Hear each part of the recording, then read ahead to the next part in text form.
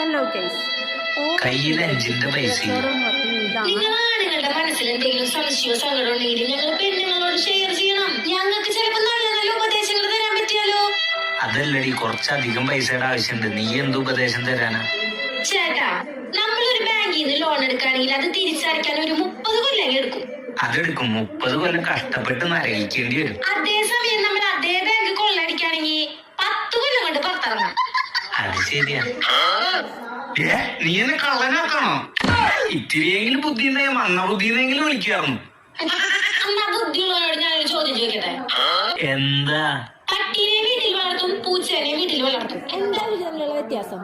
പട്ടീനെ പോലീസിലെടുക്കും, പൂച്ചേനെ പോലീസിലെടുക്കില്ല എന്നല്ലേ?